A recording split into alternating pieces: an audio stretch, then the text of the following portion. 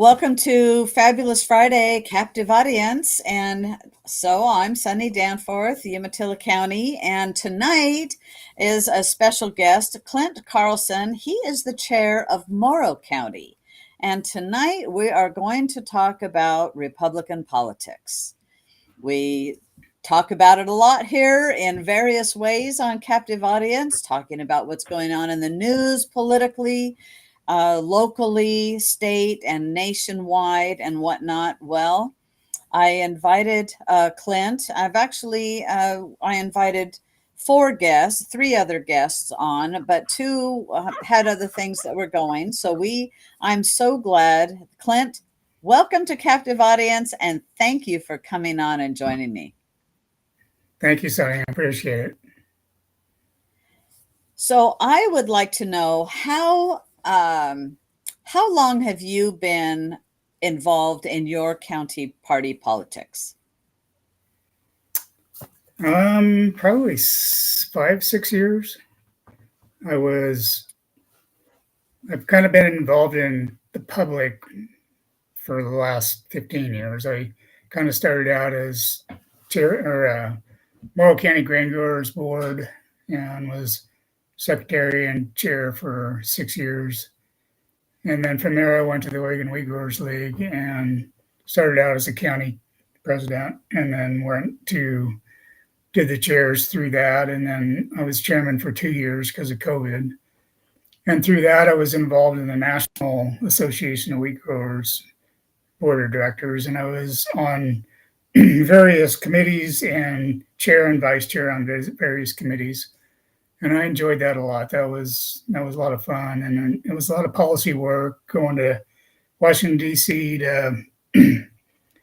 to lobby and those kind of things. And when I was done with that, then I thought, well, now what can I do? And so Ken Matlack was doing Morrow County Republicans, trying to get that going again. And so I called him and I said, hey, you need help? And he said, yeah, I do. I need a lot of help. And so anyway, he was, I don't know, chair for 4 or 5 years, and then he defected to Umatilla County, and so now I'm chairman, and so I enjoy it. It's frustrating, and but it we have situations in our world that you need people to step up and volunteer. And my wife and I have decided to do that. For how long we're going to do it, I don't know, because it's frustrating. So. Well, I can understand that. And your wife is your partner there, definitely with that. And that's really a blessing. I will say my husband, he supports everything I do, but he's not like your wife supports you. Okay.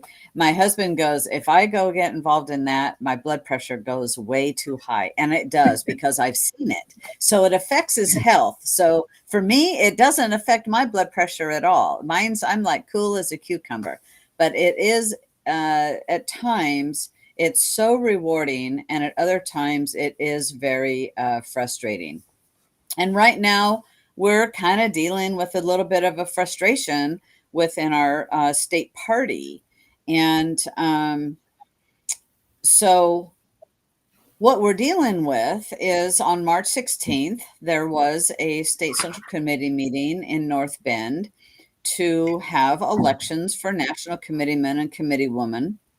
And that was the primary goal of that meeting. Actually, it's the first meeting of the year, and to hold those elections. And our audience knows, but for those that maybe have never seen this before, we had the election, and but we needed 120. There were 126 voters there at this convention. But when we had the election for a 3-way race for the National Committee Women's position, only 100. It was reported to us that 125 ballots were cast, And so what's come out, and so they declared Tracy Honnell the winner with 63 votes, despite needing 64. But they said only 125 ballots were cast. So they declared her the winner. And there, I challenged it on the floor, and other people did as well. And we asked the body for a revote. We asked the body to go back and count the ballots again. We asked them to put it in numerical order. People did. Not all, I didn't ask all these things. There was a lot of people that were very concerned that a ballot hasn't been turned in, because in my years of going, I don't remember a ballot being withheld. And because that's what we're going for. We're giving up our time and to pay money to sit through a meeting and have an election, and you go there to vote. So I have seen where somebody has abstained and they've written abstain on the ballot, but they still turn it in. And Right. and that's the correct thing to do. You don't turn a blank ballot in because somebody nefariously could mark it, right?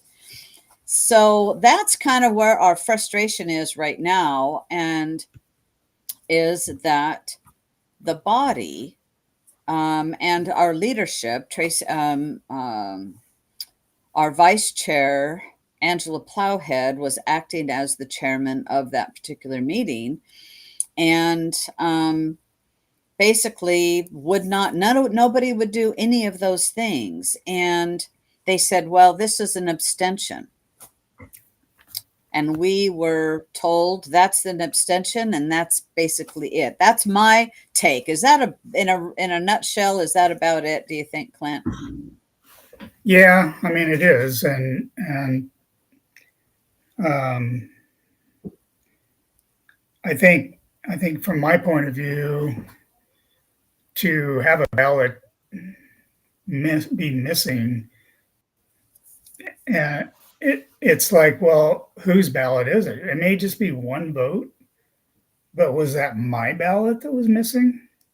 And they didn't tell us the number of the ballot that was missing. I didn't keep track of my number, so I may not have known that. But I did. it's not fair. It's not. You would.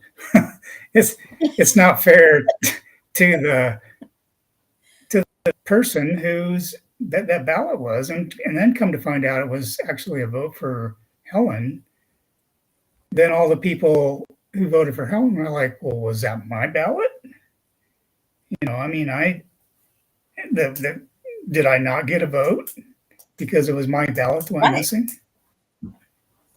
And so when people say, "Well, it Right. was only one vote," well, it could have been everybody's vote who thought that it might have been their vote. So I don't know. That's my Okay. take And on it. so And go ahead. So what we found out since then is there's been an audit of the ballots. The secretary has she asked there another voting delegate had asked for the secretary to go in and count the ballots, and so the secretary did that. But well, there's lots of layers to this whole story, because the ballots were not stored with the secretary, is who should have had those ballots in a sealed envelope, because there was a challenge from the floor. And very shortly before they did this ballot audit, I filed a challenge to the RNC to the election, because they were not following the rules and not following the bylaws. That's my point of view, and I'm allowed to have my point of view. But it wasn't just my point of view, because what we've learned is that there were two witnesses that were observers, one for each of the other of two of the candidates, that wrote up reports going, this was not right. What we observed in that room was not right, where the ballots were handling. There's so many things that have now come to light. It's astonishing, and which is leading to our frustration. And some might go, well, it was just one ballot, and would it change the outcome of the election? Actually, yes, it would, because had all 126 ballots at that meeting had they said we have 126 ballots, then it would have gone to a second ballot right then and there, because Tracy would have got 63 votes. She only needed one more, and she might very well have got it, but we don't know, because there were three candidates. And it just turns out that a second ballot could have actually been 63 to 63. Right. It could have been an absolute split tie, and it could have gone to a third ballot. This is not uncommon, having to go to multiple ballots. It's something that we've had to do. You've seen that before, right? Is that right, Clint? Oh yeah. Yeah. We've seen that, not necessarily at the ORP, but in other things. And look what happened with a national committee man vote. And what would have happened if this would have happened? Same thing happened during that. So they had a second ballot. Solomon said, I'm out. I'm giving my votes to Jason. Yep. Dan was the third, and he won. It could have been the same thing with Regina. Helen could have given her votes to Regina, and Regina could have won on a third ballot. Right, so, or vice versa. Yeah, and it's not fair to these candidates to not have a vote that determines a true winner. We have to have the vote so we can play out the whole process to the very end, and not just say, it's over, you won. And I'm not saying this because of the person who won, because it's more of a what's the right thing to do than who's the right person to vote for. It's our bylaws, and it's our integrity is at stake here, and if we don't have integrity, we don't have anything. Right. And so what we found out now is we didn't have election integrity at that meeting. That's what we have found out, because from the reports of the two observers that were there. And now, do I think everybody in the room back there was cheating? No. But somehow, after 3 counts of the ballots, they apparently, in one of the observers, he said the very first count, it was 126. And then subsequently it went to 125. So somehow a ballot came up missing. And I'm not going to speculate on what happened, but somehow that happened. But yet, when they did the ballot audit, all the ballots were there and all of them had a vote. And they put them all in numerical order, because all the ballots are numbered. And the reason that we number all the ballots is because we know exactly how many have been handed out to the voting delegates that are credentialed on the floor when we're having an election. And it's by secret ballot, but they are numbered. And there have been times that I've been in the meeting and they say, okay, stand up, let's have a count off of your number of your ballot, because we've given out too many. And, I've been there, I've seen that, and we've always handled everything. I believe we have handled everything correctly until this meeting. I could talk about another one. Meeting. Pardon? That happened at that meeting. We had to turn our ballots in and pass them back out again, because yes, we did, because we had 5 delegates. Yeah. 5 people standing with no ballot, and right. They had to get credentialed in. We had to hand all of our ballots back. You're exactly right. I mean, we had an issue at the meeting, although we got it all straightened out and got a correct credentials report. So now we know, okay, now all the ballots were there.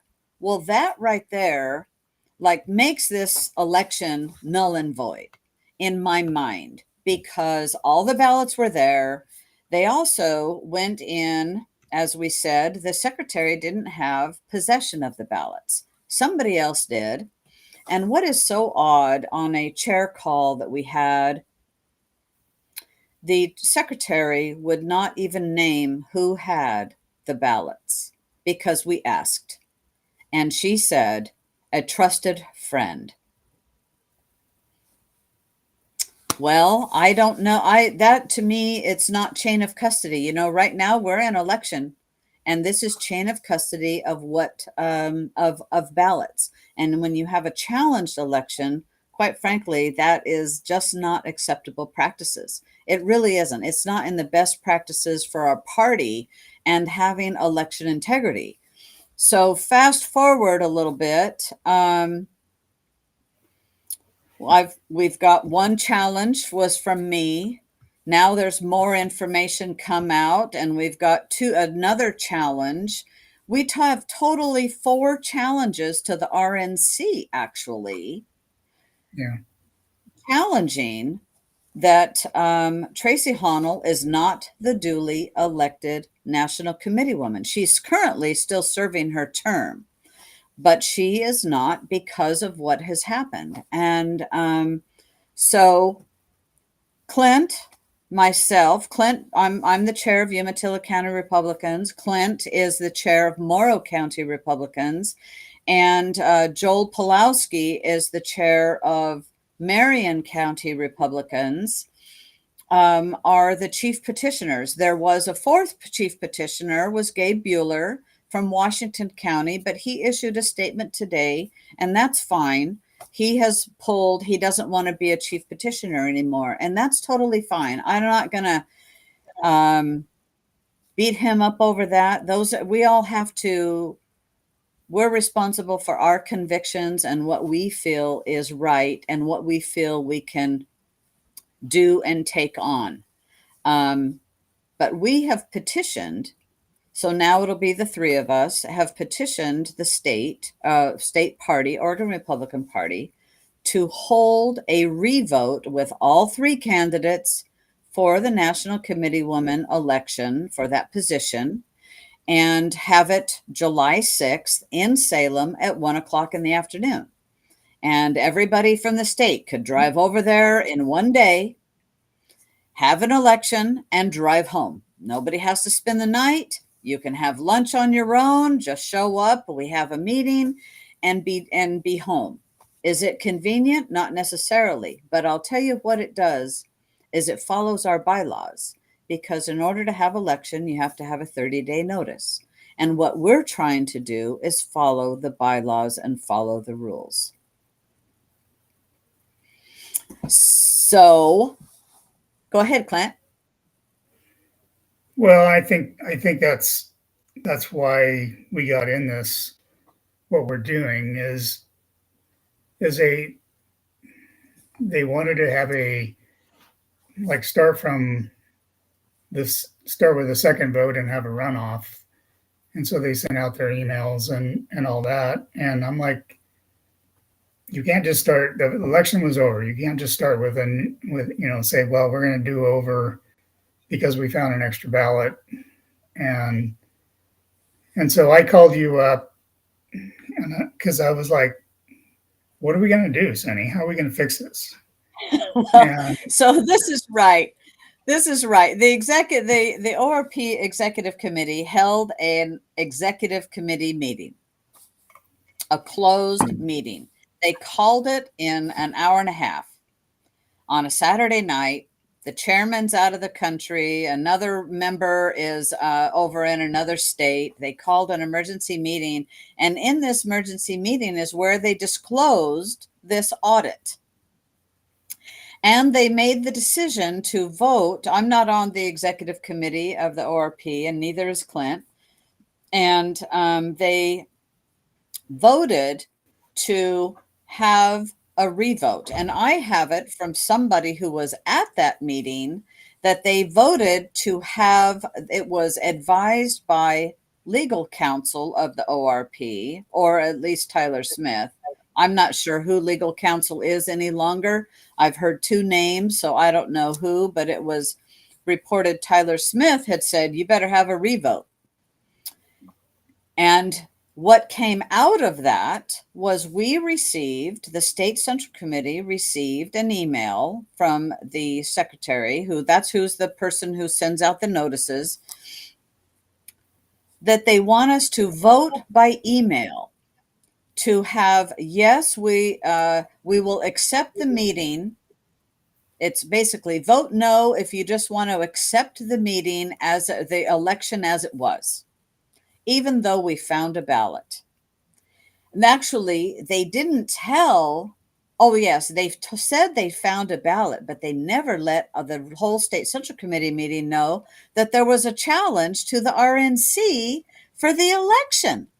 They were disingenuous in my opinion, with information and the true reason.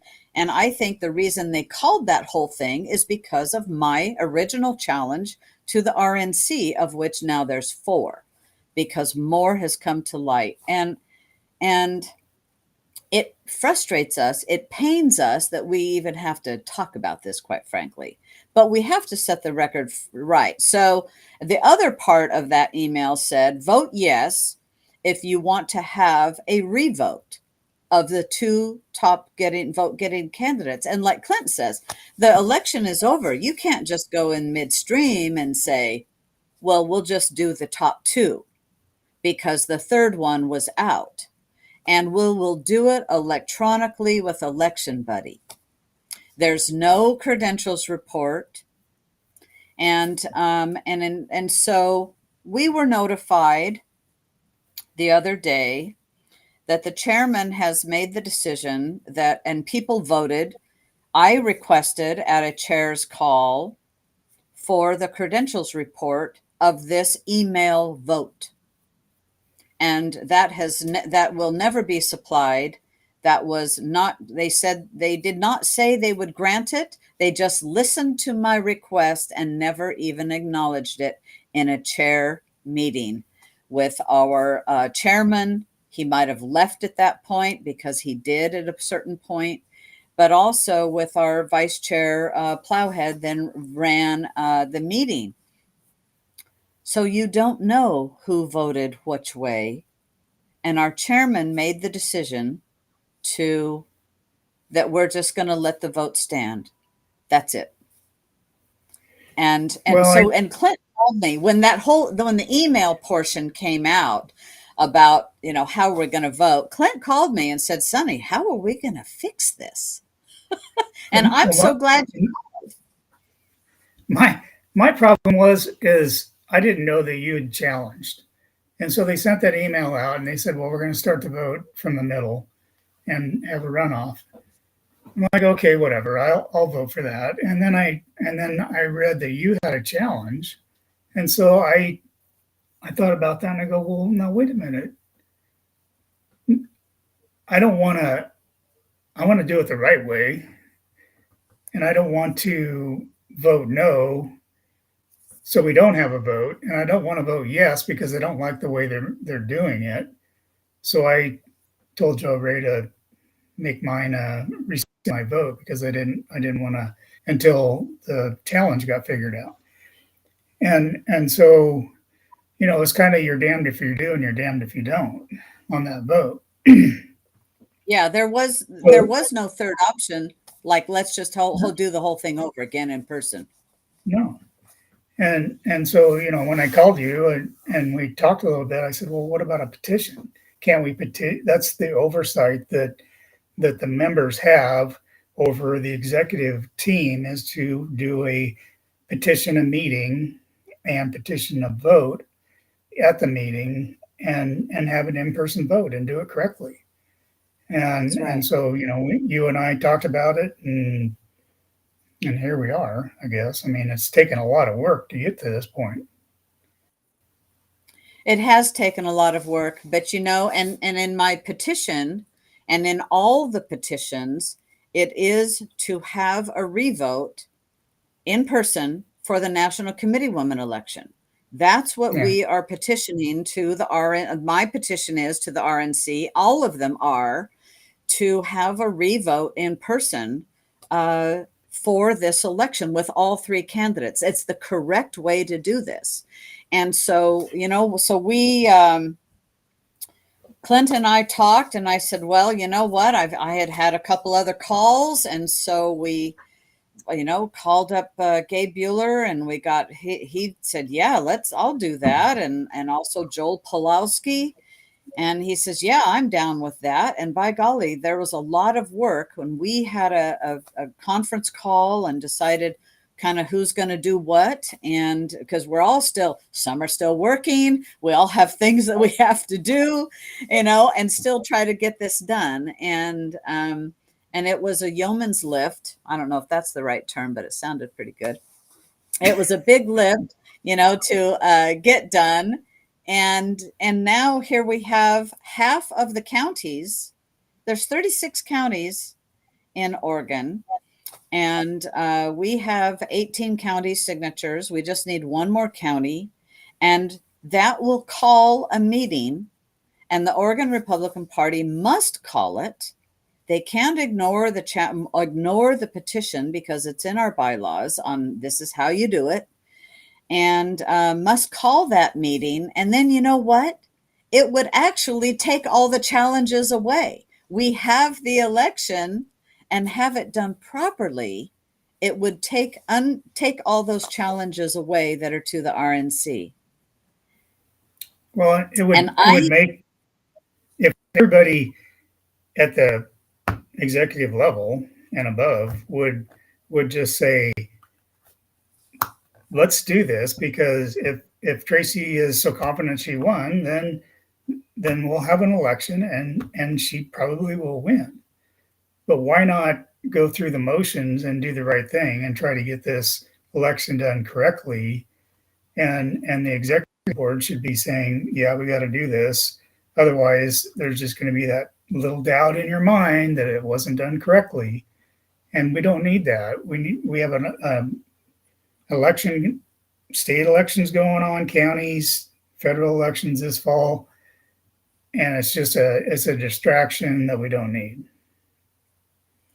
It is a distraction, and it's been quite eye-opening to me, and I'm sure to you too, that the leadership would not want to do that. Because this is not about who won the election. It is about the process, and it's about election integrity.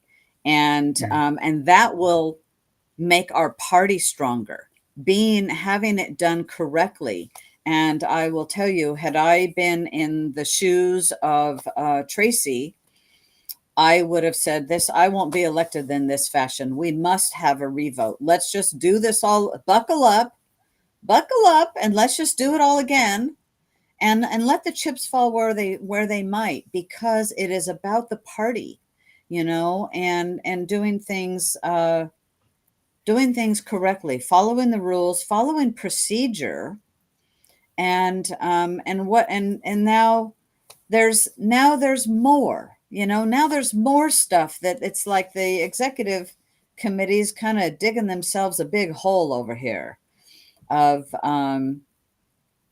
digging their heels in, saying we're not going to do that. And the chairman, with his letter that he sent out, I'll tell you, I've lost a lot of confidence in our state party in that. Well, I get tired of them telling us, we just need to quit bickering and we all need to get along, kumbaya. It's like, well, I'm sorry, but we aren't going to get along. We can have good conversations about differing points of view, and in the end, walk away as friends. But the problem is that's not what's happening right now. Is we're being called names, and Tracy's being called names, and it's just, I'm sorry, but if we do the right thing and get it done, we can move on, and we can all argue with each other, but we can do it nicely. And no, we're not all going to have the same point of view. because we're Republicans. The Democrats can toe the party line and be happy, but we're Republicans, we're independent, and we don't toe the party line unless we believe it's right. And my right and your right might be a little bit different, and that's the problem. We don't always have the same point of view. So I think we need to have this election and make sure it's done correctly. Have, like you said, have a what do you call it? Somebody from the RNC come and A parliamentarian to oversee it.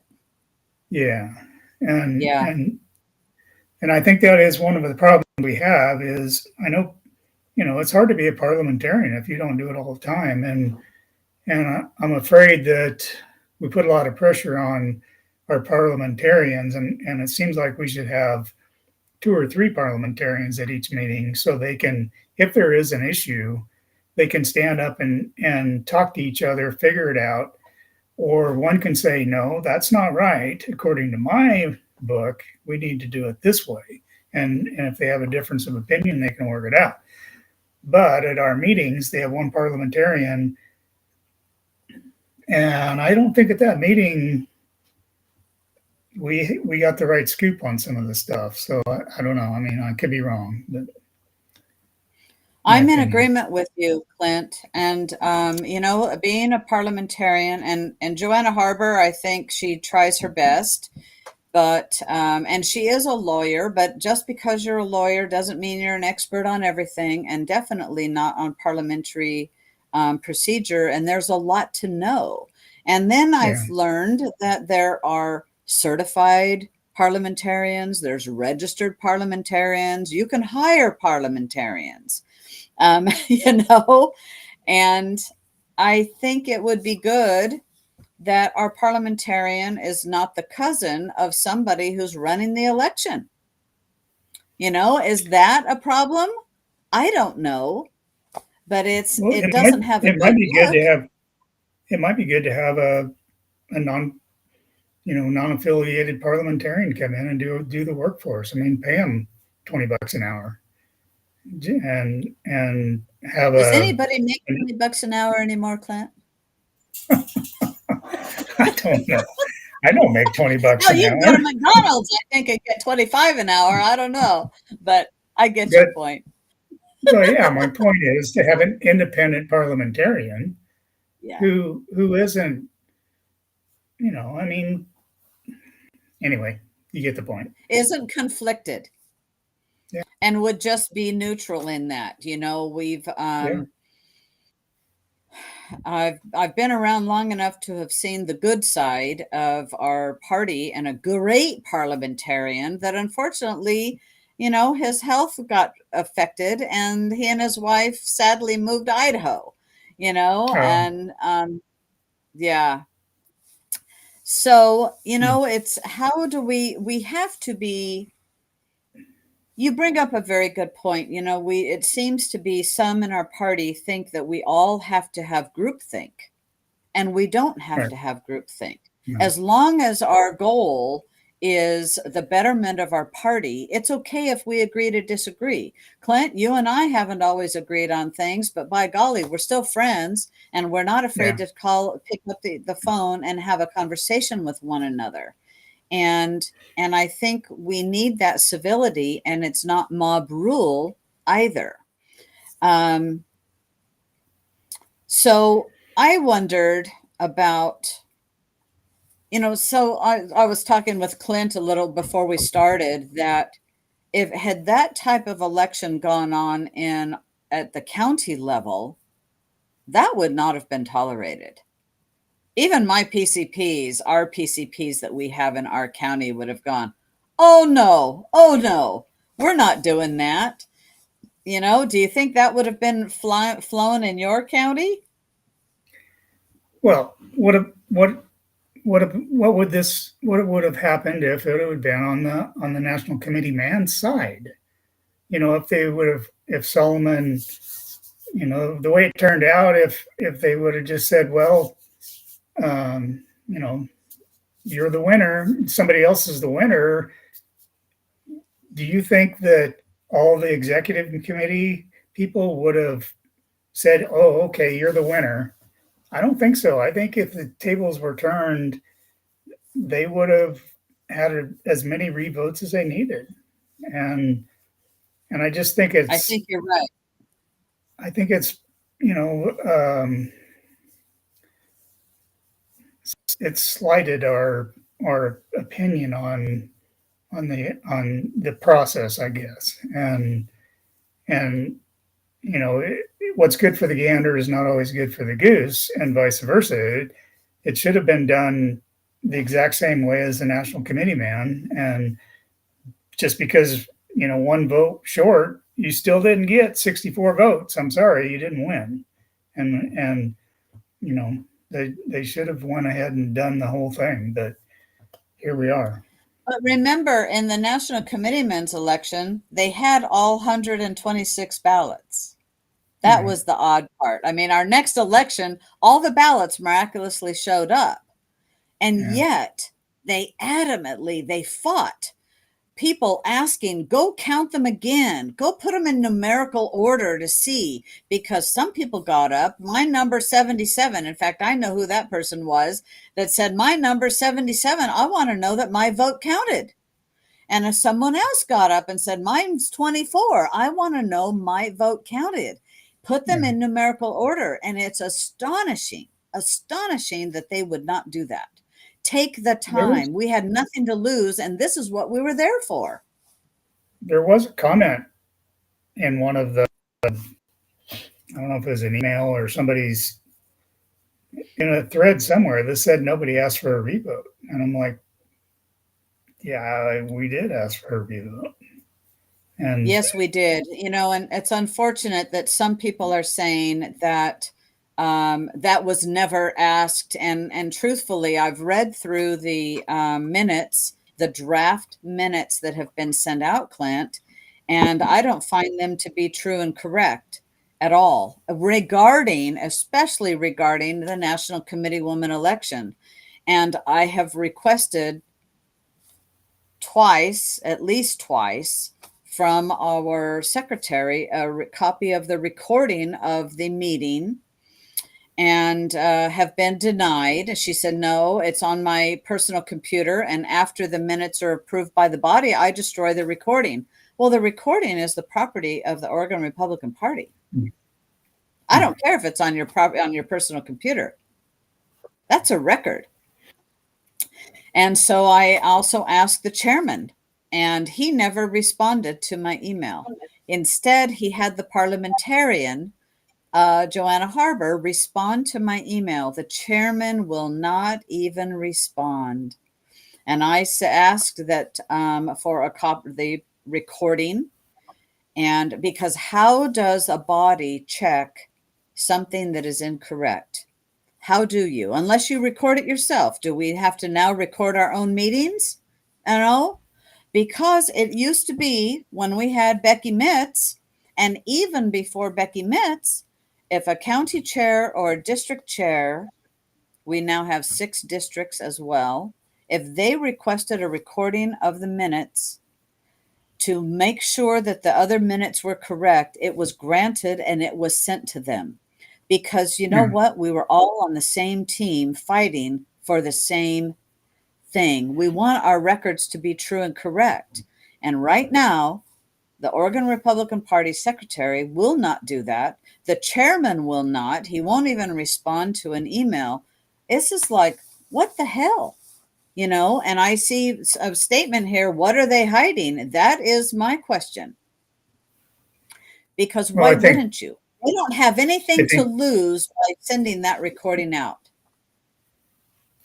Well, and just because it's on her personal computer doesn't mean that it's her property. It's the property of the ORP that she happened to use her personal computer for. If that's going to be an issue, then we need to have ORP computers at the meetings to record. And if it wasn't a controversial recording, she would have given it to somebody. I mean, I love Joe Ray dearly, but I think it's the wrong thing. I think it needs to be released so people can hear what really happened. Yes, and so that we can make sure that the minutes are true and correct and Yeah, not just, well, this is the outcome that we want those minutes to be. And yeah, I like Joe Ray, but it's wrong, this decision. And this is her decision. She is not under the chair. She is elected in her own right to represent the state Republican Party. yeah, And so it's sad that this is where we're at. It's totally sad that this is where we're at as a state party. And frustrating is is a word. So why do you think, I wanted to ask you a question of, there are some counties that don't want to sign our petition. Why do you think that is? And I'm not trying to put you on the spot, Clint. well, no, you're not. It's just, I don't know. I mean, I don't, I guess I can't speak for them. I guess I shouldn't speak for them. You know, it's the, like I said, we're not all robots and we don't all think the same way. And so they have their opinion of how the election went, and we have our opinion how the election went. And if they feel like they like the way it happened, then they probably don't want to vote for it. And but I don't know. Yeah, I don't either. For me, I want election integrity. And I think you want election integrity and following our bylaws and having things to be true and correct. And so we just need one more county. I would like to have two more counties, Yeah, and sign on to the petition. And let's just have the date be darned.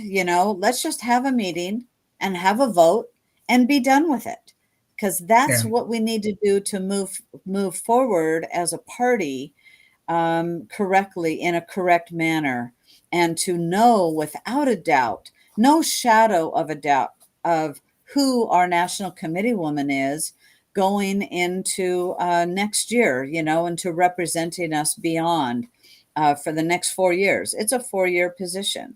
And yeah. I personally, I would never want to be elected with a shadow going, oh, this is not, there's a question. Did I really get elected? I can't live like that. But apparently Tracy can, because she has not called for an election. Well, it's going to have a black mark on Oregon for the next 4 years, because there's always going to be somebody that says, yeah, but, and, and so, to me, I'm like you, I would, even if I lost, I would rather have a fair election and know the actual result. And like I said Yeah, before, if she's so adamant that she win, then let's get her done. right.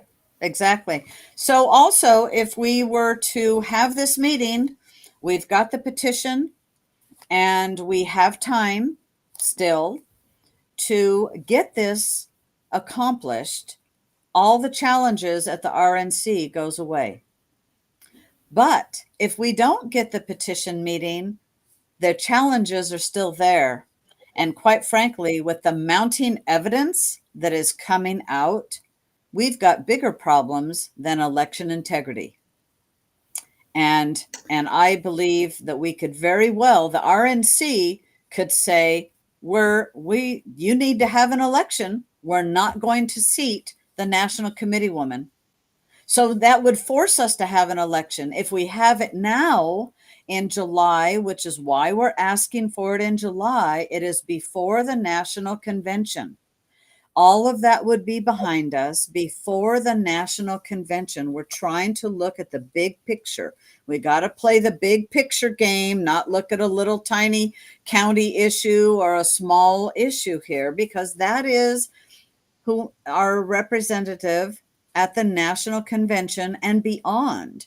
And so to where if the RNC makes this decision, it might not, I don't know when they would make the determination. Apparently next week, this committee that looks at these types of things is going to be looking at this.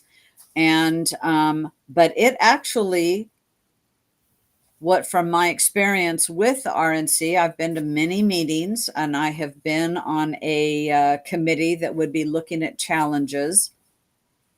It goes before the body for a vote. So that means we would not, let's say they said, nope, you've got to have a meeting, but the body's got to vote. The RNC body has to vote. It's the committee would make a determination to give it to the body to vote. So that delays it even further, which will not help the Oregon Republican Party at all. Well, yeah, I mean, both of them are still valid through the election, but then once the election's over, then if there's a question, then are they gonna, like you said, it may be Christmas before we have a decision and a vote to. Yeah. I think, the best thing is just do it now. It is. It actually is the simplest way to clear things up, and we go, okay, that's whoever wins, that's who our national committee woman is, and we're off and running, and we get this behind us. That's the best thing for our state party, is do it correctly in person and get it behind us. Is there anything else you'd like to add on this discussion before we change topics? Oh, I didn't know we were going to change topics on me. No, I wanted to, remember I talked about the postal thing. I wanted to bring up about Yeah. I don't know. I think whoever's listening, appreciate everybody who's listening, is if your county is on the edge on this, it'd be nice to bump it over so we could have at least one or two or three or four or five more counties that would back us up and help do the right thing on this. And I understand if your county doesn't want to do it, that's your prerogative. But it would be nice to get enough counties and have a meeting and have a vote and do it the right way. I think so too. In fact, I think we could actually only get out of 36 counties, we could only get 34 because there's 2 counties that are not what's called organized. So actually it should lower the threshold. It's kind of like ballots cast, right? Ballots cast. Those are the only available ballots is 34. So we should have already met the threshold. But the rule says that it is a majority of the counties. It doesn't say counties.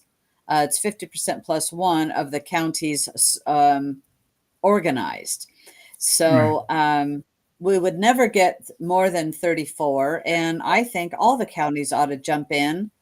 And that just sends the message to leadership. You know what? We're on board with this. Let's have an in-person meeting and get it done with. We get it done with in a day and we move on. And we've got more things to do in our state. And it would be the best thing, in my opinion. So I wanted to, the postal right now, ballots, people, don't mail your ballots. Stick them in a drop box. Put them all in the drop box. And there had been an article came out about the Postal Services is holding ballots. Well, I went to our county here in Umatilla County. I went to our county elections office today and asked the county, almost a county clerk. The county clerk wasn't there, but I asked actually a new fellow who works in our county, Scott, that I hope I said the right name. I keep getting him confused, either Scott or Steve, but I think it's Scott, about this. And he has experience. And he said, well, actually here in Umatilla County, the post offices, some of the post offices have been taking the ballots put at the post office and counseling them, like putting a stamp, what day they've been, received, putting a stamp on them, but they were dropping them instead of going through the postal service into the mailbox and or delivering it via mail to the elections. They put them in drop boxes. So, like, Can they since do it? when does the post office put the ballots in the drop box? I don't know if that's That's legal. Well, I don't know about that either, but that's what happened in a few of our communities, smaller communities, and I don't know which post office was doing that. So there was a meeting, and with the state's postmaster, chief postmaster, whatever that title is, and said, we're not going to do that any longer. The ballots that are in the mail are going to go through the mail system. Yeah. And, but I'll tell you, everybody, don't mail your ballot. I would never put a ballot in the mail unless I would give it to somebody I trust to drop it in a drop box for me. If I couldn't get to the drop box, I really would. The mail would be the last place I would put my ballot. Well, So let's get them in. We live out in the country, and so we either have to drive to Ione to drop them or Hepner. And so, what was it what is this? This is Friday, I think Wednesday. And we only get mail Monday, Wednesday, and Friday. So we put our ballots in the mail, and then that story came out, and I'm going, oh geez, just our luck. And so today I looked up on our county to see if my ballot had been received, and it had been. So I think we've dodged a bullet on that one, but it sounds like a lot of people haven't. They're holding them to see how many to determine the postage rate they have to charge either the county or whoever it is. Well, how many mail-in ballot elections have we had since 1990, whatever, when they started it? They already know all this crap. I'm sorry, but you can't hold ballots and say, well, we have to do it because we don't know how much to charge. Did you change the rules? Are you kidding? And this is not the first election that it was a prepaid envelope. This is not the first election that it's now been prepaid. And I preferred it when you had to put a stamp on it because they canceled the stamp. Right. Yeah. What has it been? Yeah. 3 or 4 years since they did the prepaid postage? I don't think it's been 4 years. I'm going to guess 2 years, but it could be. It could be. Time's flying by, Clint, like faster and faster. Was it because of COVID they did it? No. I remember it was before COVID that they had gone to postage paid, saying that it was going to increase. Why should we put the burden that somebody has to buy a stamp, to vote? We're going to get more people voting if we put a postage paid. Well, no, I don't know that it's increased voting, but it certainly has. They've made other changes, and they don't even, there's no date on the darn envelope. You don't even know when it's come. Yeah. I don't know. It's a mess. It's frustrating. That word came back again. Yeah, that word came back again. Frustrating. All right. Hey, Clint, thank you for coming on and talking about this issue. We have things going on in our party, and we have some people, like you mentioned earlier, that are calling others names. And those are Democrat tactics. It is, I heard somebody's calling me a terrorist because of the petition. Oh yeah, I'm a terrorist. I'm not a terrorist. Never been, not going to be. But I do want free and fair elections in in our counties, our cities, county, state, and nation. So thank you, Clint, for joining me tonight. It's a real pleasure to have you on Captive Audience, and maybe we can get you back again sometime. We'll see. Thanks a lot, Sunny. I appreciate it. Okay. And everybody, have a great weekend. Talk to your family, friends, and neighbors. Get them to vote. Contact your county Republican Party if you have some questions, about candidates and you don't know. Help your family, friends, and neighbors about it. And let's get our ballots in. Get them in the drop box this weekend. And, Tuesday's election day. And so the clock is ticking. And yes, pray for David. I'll since you mentioned that, Lori, I'll tell you, I actually called and I talked to Karen and David today and told him that we're all praying for him, and they're all in our prayers, and keep up the fight. And we, want him pulling out of this. So it was wonderful actually to hear his voice today. He sounded good, and Karen did as well. They're in a big battle, and they need our support. So if you can, go to their GoFundMe and look up the Darnells and go to their GoFundMe and donate to them. Everybody, have a super weekend. God bless all of you, and share the message, okay? Share the link. Good night. Good night.